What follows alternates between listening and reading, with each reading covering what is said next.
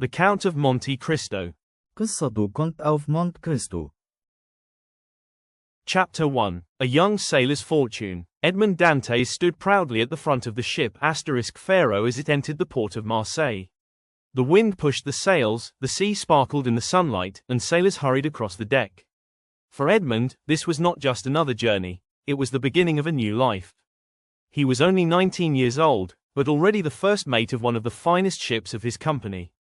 His heart was full of hope and dreams, for he carried good news for both his employer and his family. The Pharaoh had sailed from Smyrna, then stopped in Naples, and was finally returning to Marseille. On the voyage, the ship's captain had fallen gravely ill. Edmond, young and ambitious, had taken command.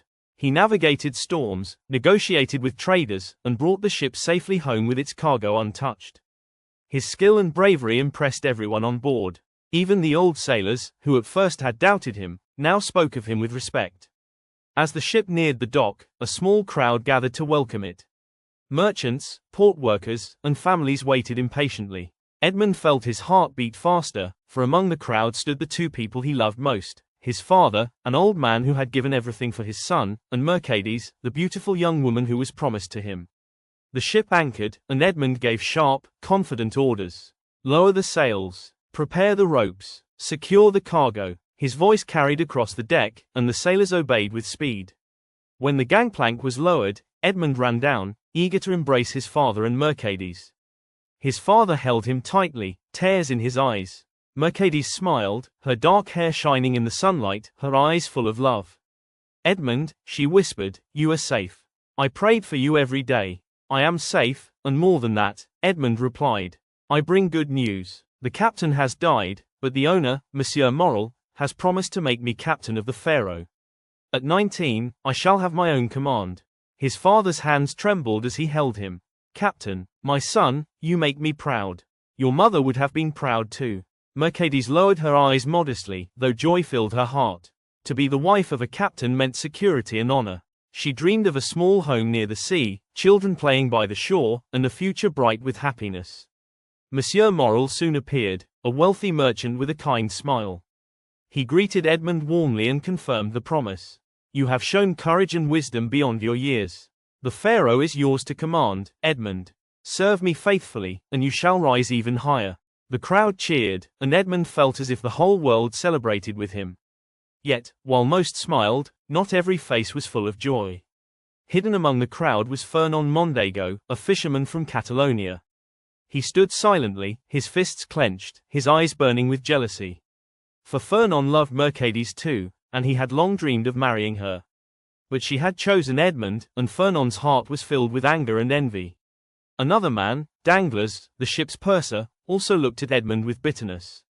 During the voyage, Edmond had been promoted above him, and Danglars could not forgive this humiliation. To see a 19-year-old boy given the command of the Pharaoh was, for him, an insult. His lips curled into a thin smile as he muttered to himself, "Captain Dantes, we shall see how long that lasts." Unaware of the hatred growing around him, Edmond walked proudly through the streets of Marseille with his father and Mercedes at his side. They visited his father's small home, where Edmond discovered a painful truth: his father had lived in poverty while he was away. Out of duty, the old man had repaid a debt of money that Edmond owed to a neighbor, leaving himself almost nothing to eat. Edmond was heartbroken, but he quickly gave his father all the wages he had earned. "From now on, you will want for nothing," he promised. The evening brought more joy. Edmond and Mercedes walked along the shore, speaking of their future. The sea breeze touched their faces, and the horizon seemed to promise endless possibilities. They planned to marry as soon as possible. Mercedes leaned on Edmond's arm and whispered, "I wish this happiness could last forever." "It will," Edmond answered confidently. "Nothing can take it from us." But fate had other plans. The seeds of betrayal. While Edmond celebrated, Danglars and Fernand met secretly in a dark tavern. They spoke in low voices, their words heavy with malice. "Edmond has everything," Fernand hissed. "Mercedes, success, the captaincy. While I, who has loved her since childhood, am left with nothing." "And I," said Danglars, "should be purser, second only to the captain. Instead, this boy takes the command, and I am forced to serve under him. His good fortune is insufferable." The two men drank coffee, their eyes filled with hatred. It was then that Danglars suggested a plan. What if Edmund were accused of being a traitor? What if someone wrote a letter to the authorities, claiming he carries messages from Napoleon's supporters? Fernand's eyes lit with cruel hope. If he is arrested, he will lose Mercedes. She will be mine. Exactly, Danglars agreed, and I shall have my revenge.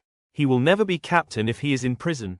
That night, with careful handwriting, Danglars composed a letter. It accused Edmond Dantes of carrying a secret letter from Napoleon Bonaparte to his followers in Paris.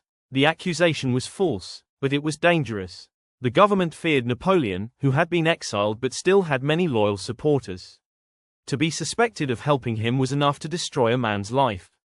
When the letter was finished, Fernand delivered it to the local prosecutor. With that single act, Edmund's future was poisoned. Celebration and shadows. The next day, Edmund's friends gathered for his betrothal feast. Laughter filled the air, music played, and tables were heavy with food and drinks. Mercedes wore a simple white dress, her face glowing with happiness. Cheers answered him, and for a moment, all seemed perfect. But outside, in the shadows, soldiers approached. At the height of the celebration, the door opened, and an officer entered with cold authority. "Edmond Dantes?" he asked. "Yes," Edmond replied, surprised. "You are under arrest by order of the king's prosecutor." The room fell silent. Mercedes gasped, Edmund's father trembled, and Edmund himself stood frozen with shock. He had done nothing wrong, yet strong hands seized him and led him away. The feast ended in confusion and sorrow. Mercedes cried out, "There must be a mistake. Edmund is innocent." But her words were useless. The trap had closed, and Edmund's bright future was already slipping into darkness.